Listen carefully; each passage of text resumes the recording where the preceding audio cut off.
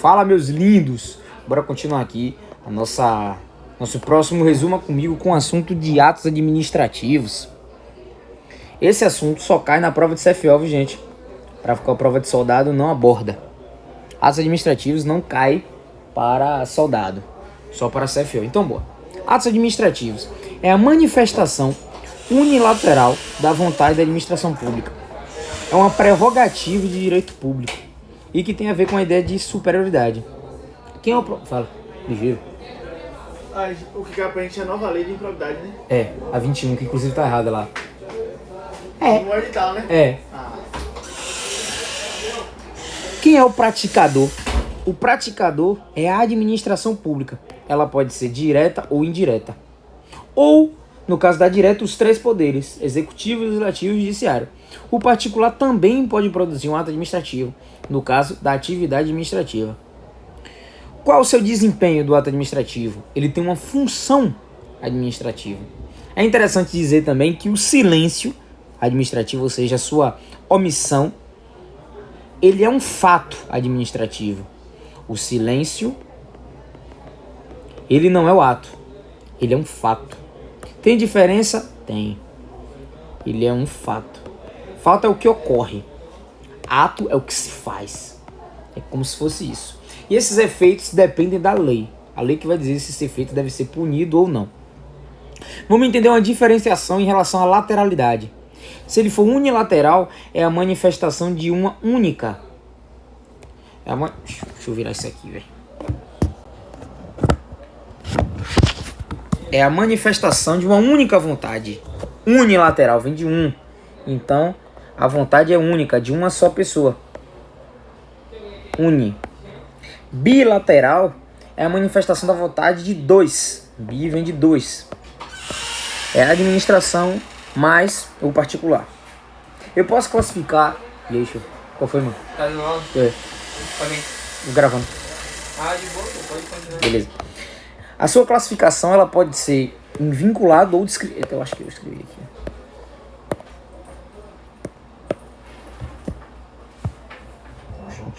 Direito administrativo? É. A sua classificação pode ser...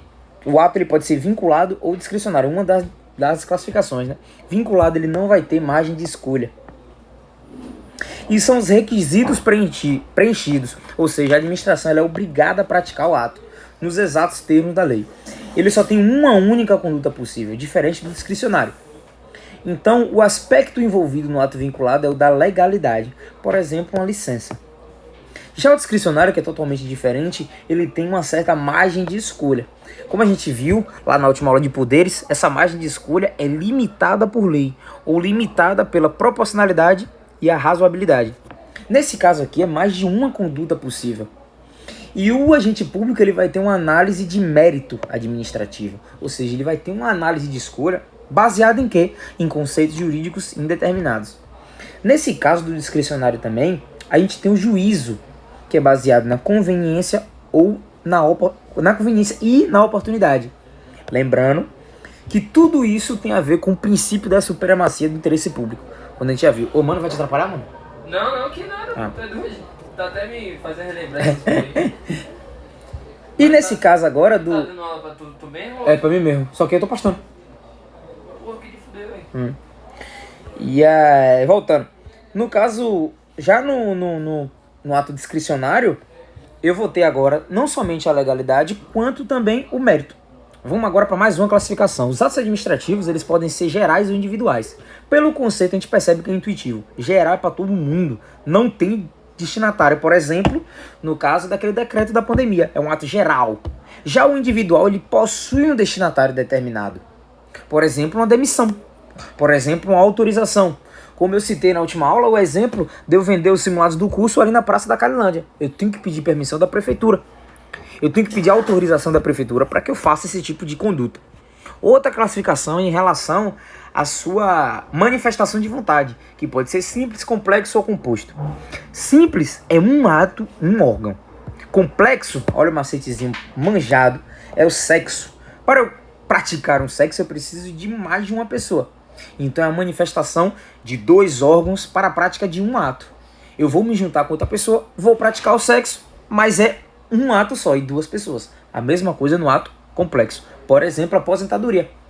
Eu preciso da vontade do particular e eu preciso também da concretização do Estado. No caso, dos órgãos, um ato. Show. Composto é a manifestação da vontade que vai envolver um órgão, dois órgãos, de uma forma dois órgãos, só que são dois atos distintos. E nesse segundo órgão, eu vou ter uma certa aprovação. É o chamado órgão acessório ou instrumental. Por exemplo, a homologação. Eu preciso de um outro órgão para poder instrumentalizar isso aí. Outra forma de classificação é em relação à forma de expressão do ato, que ele pode ser de império de gestão ou ato de expediente. Ato de império, como a gente já viu lá nos atributos do poder de polícia, que tinha imperatividade, certo? Esse aqui de império, ele diz respeito à supremacia ou às prerrogativas estatais. Já no de gestão, ele tem a ver com a organização interna. O expediente também tem o mesmo sentido. São atos internos com conteúdo decisório. Vamos para mais uma diferenciação. Eu posso dizer que o ato ele é perfeito, válido ou eficaz. Ou imperfeito e inválido e ineficaz. Como assim? O ato ele vai ser perfeito quando ele completou o seu ciclo de forma completa. As suas etapas foram concretizadas. Já o ato válido é quando ele está em conformidade com a lei, em conformidade com o ordenamento jurídico. Já o ato eficaz é quando ele produz efeitos. Eficaz, quando eu produzo. Então essa é uma outra diferenciação.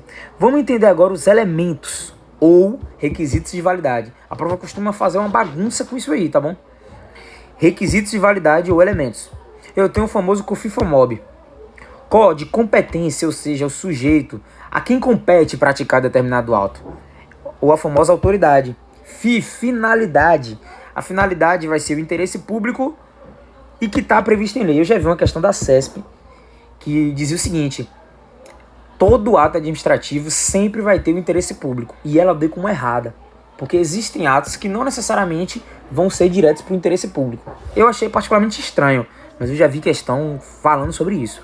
Então, vamos ficar bem espertos. Mas, em regra, é o interesse público. Forma. A forma vai ser a exteriorização. Como ele vai se apresentar. Vai ser a motivação. Muita gente acha que a motivação está no motivo. Não, a motivação está na forma. Um exemplo do elemento forma é o PAD. O procedimento administrativo disciplinar. Motivo vai ser a situação fática ou jurídica. Situação fática são os fatos. Situação jurídica é no caso da lei. E o objeto vai ser o conteúdo em si. São os efeitos produzidos. É o próprio ato. Dentro dos elementos, a gente tem uma teoria, que é a teoria dos motivos determinantes. Ou seja, os motivos alegados em qualquer tipo de ato, eles devem ser verdadeiros. Se eles forem falsos ou inexistentes, é um ato ilegal. Isso tem a ver, gente, com o que a gente acabou de ver em poderes administrativos, que fala sobre abuso de poder.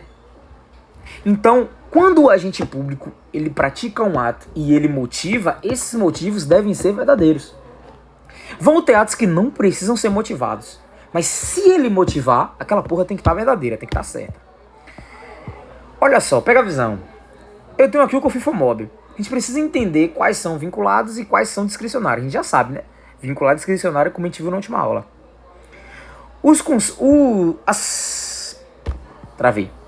Os elementos vinculados é o COFIFO, é o competência, finalidade e forma. E o motivo e o objeto, eles podem ser ou vinculados ou discricionários. Depende do caso concreto. A competência, ela vai ser vinculada, porque só o agente em si, ele tem uma determinada limitação, uma determinada função. Aquilo ele não pode ser desviado. Assim como a finalidade e assim como a forma. O fato administrativo, ele quer dizer que é o fato ou acontecimento material que traz consequências no nosso mundo. Ele não traz manifestação de vontade. Então a gente já entendeu o que é o fato administrativo. Isso é um conceito doutrinário. Bora pegar a visão agora nos atributos dos atos administrativos. Os atributos dos atos administrativos, a gente tem um macete que é o PAT. P, presunção de legitimidade e veracidade. A, autoexecutoriedade. T, tipicidade. E I, imperatividade. O P, que é a presunção de legitimidade e veracidade. O de legalidade vai ser a presunção da lei, né? Todos os atos, eles se presumem legítimos, ou seja, se aquele agente público está cometendo aquele ato ali, aquilo ali está na lei. Se não tiver, o ato é ilegal. Veracidade. Todos os atos administrativos presumem-se verdadeiros. Se um policial ele aplica uma multa, presume-se que aquela multa é real. Ele não está inventando aquilo ali. Isso é uma presunção. A presunção ela também pode ser universal ou relativa. Olha que interessante. Universal é presente em todos os atos administrativos. Relativa, ela admite prova em contrário. É a famosa inversão do ônus, né? No caso da multa. Ela tem a presunção. Porém, a pessoa pode recorrer. Autoexecutoriedade. Pega a visão desse conceito aqui, viu? Laranjada. Autoexecutoriedade. A administração ela executa diretamente suas decisões sem intervenção judicial. O que a banca faz? Ela confunde autoexecutoriedade com imperatividade. Mas são diferentes. Autoexecutoriedade é de autoexecutório. É de ser executado, de ter seus efeitos jurídicos pleno, sem a intervenção judicial. Então grava isso aqui, pô. Grava-o sem intervenção judicial. Por exemplo, interdição, apreensão, demolição. Observação. Nem todo ato possui esse atributo. O mais claro é o exemplo da multa. A multa ela não é autoexecutório, até porque a gente pode recorrer, né? Tipicidade. A tipicidade tem uma previsão legal. O que é típico é o que está na lei, é o que está descrito. Esse atributo ele tem a ver com o princípio da legalidade. Próximo e último atributo dos atos administrativos é a imperatividade. Imperativo vem de poder, poder de império, extrovérsio. Eu vou impor obrigações independente da concordância. A pessoa não tem que querer. Se o agente público, presumindo-se que aquilo que ele está fazendo é verdadeiro e legítimo, ele vai praticar o ato, independente da sua anuência. Observação. Nem todos os atos administrativos possuem esse atributo. No caso, por exemplo, dos atos negociais. Se é uma negociação, então não tem algo imperativo. É meio que uma relação horizontal. Beleza? Outra diferenciação, terceira diferenciação, são em relação à prática dos atos administrativos pelo agente putativo, agente necessário e usurpador de função. Isso aqui é pé de chumbo, isso aqui é laranjada, porque pega a visão. O agente putativo, ele é um agente que ele é investido irregularmente. O agente necessário é aquele agente que é necessitado numa situação emergencial. Por exemplo, tá pegando fogo aqui no curso e a galera, aí vem o corpo de bombeiros, só que aqui em Feira deve ter uma viatura no máximo. E aí chega o corpo de bombeiro com 4 cabeças, sendo que o curso é gigante. Aí vem os alunos do curso e começa a apagar também o incêndio. Eles viraram um agente necessário. Eles ali vestiram a carapaça do Estado e estavam praticando atos legais. O putativo é no caso da galera antiga, por exemplo, da polícia, que não precisou fazer concurso. Eles são agentes putativos, certo? Os atos praticados por esses dois, no caso o agente necessário e o agente putativo, de acordo com a doutrina, são atos válidos perante a boa-fé desses terceiros. Já o usurpador de função, os atos que ele pratica são inexistentes.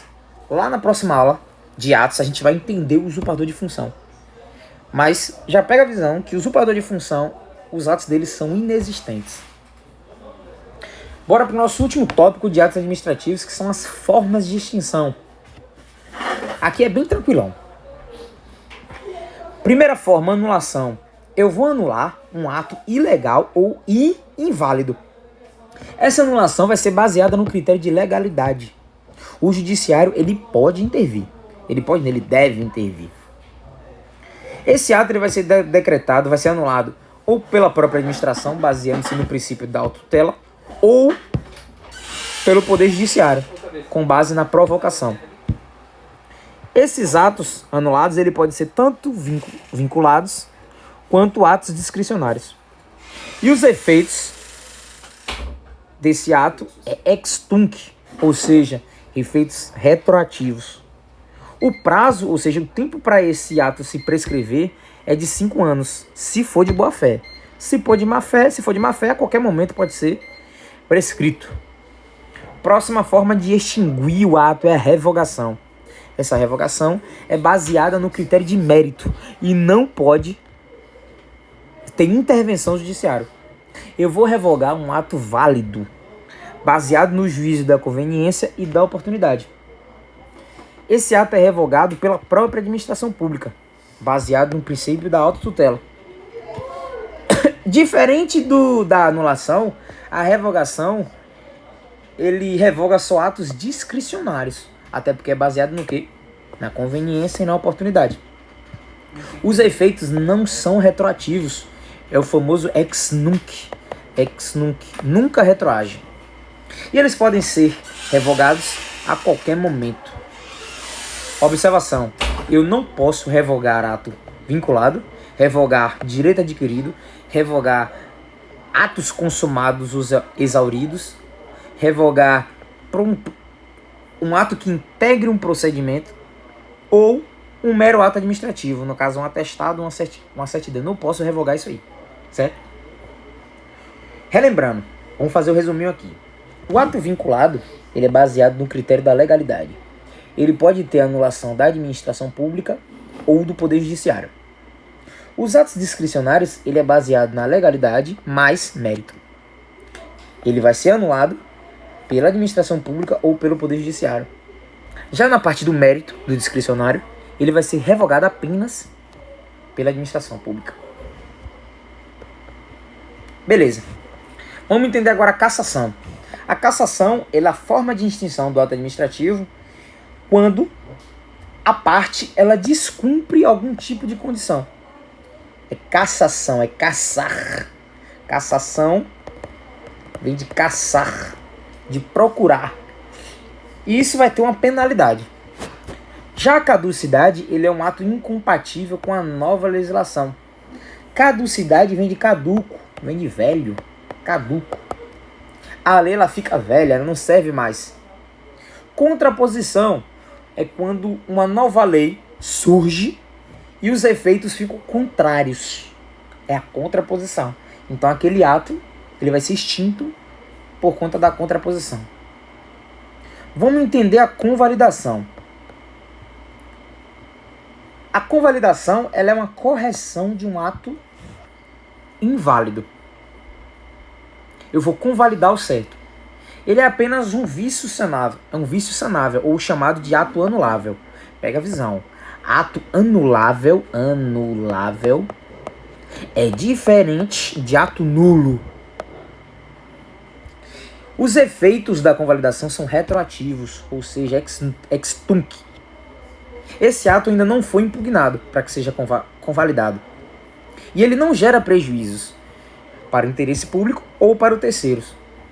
A convalidação é diferente da anulação porque convalidar eu vou consertar.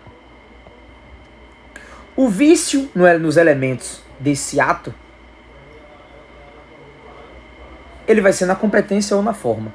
Nunca na finalidade, no motivo e no objeto. Por quê? Vamos supor. Eu sou aspirante. Show. Tem um colega que é cabo. É minha função fazer a escala. O cabo vai e toma essa função. Toma não, né? Faz essa função. Se era minha função fazer a escala, então eu tive um vício na competência. Competia a mim, aspirante, fazer essa escala. Então esse vício é sanável. Ou no caso da forma, em vez de abrir o procedimento X, ele abriu o procedimento Y. É só alterar, é só fazer uma modificação. Por isso que o ato é chamado de anulável e não nulo. Caso, por exemplo, ele desvie a finalidade, ele coloque motivos inexistentes, ele não concretize o objeto do ato, aí vai ser nulo. Eu tenho que anular. Mas, se eu não cumprir esses elementos, competência e forma, ele vai ser sanável, ele vai ser resolvível. Tem a famosa dica, foco na convalidação. Ou seja, os vícios sanáveis são competência e forma. Agora tem uma exceção. A exceção dessa convalidação na competência é quando esse ato ele é exclusivo. Quando ele é de matéria exclusiva. Por exemplo, um decreto autônomo, que é exclusivo do presidente da República e delegável para o AGU, ministros e PGR. Caso outra pessoa diferente desses faça um decreto autônomo, ele é nulo e é um vício na competência. Então pega a visão. A regra é que o vício na competência é sanável. A exceção é que não. Forma, também eu tenho uma exceção. Quando eu só tenho uma opção de forma e aí ele não faz desse jeito, aí é um vício que deve ser nulo. Show de bola? Vamos entender agora as espécies dos atos administrativos, que são várias. A gente tem uma dica para gravar as espécies, que é o NONEP. N normativo, ordinatório, N de novo de negociais, E de enunciativos e P de punitivos. Normativos são os atos gerais. Ordinatórios são atos internos, enviados aos seus subordinados e baseados no princípio e no poder hierárquico. Exemplo, ordem de serviço, memorandos, circulares. Próximo N, negociais. É quando o particular precisa, no meu caso, que foi para eu vender o simulado na Praça da Carilândia, precisa da anuência da administração. Eles não são imperativos e auto-executórios. Por exemplo, a licença. Por exemplo, a autorização. Por exemplo, a permissão. Lembrando que a licença ele é um ato vinculado. Ele não é revogável. Eu estou tirando minha CNH. Eu cumprindo todos os requisitos, a administração ela não tem a discricionariedade de me dar. Ela tem que me dar esse direito de dirigir. A autorização já é discricionária. A prefeitura de Feira pode querer ou não permitir eu vender os simulados lá na Praça da Carilândia. Próxima espécie, enunciativo. Ele não representa uma manifestação de vontade. Ele só vai declarar algo ou emitir alguma coisa. Por exemplo, atestado, parecer, certidão, apostila. Esses são os 4 principais exemplos. E o último são os punitivos. É a famosa sanção.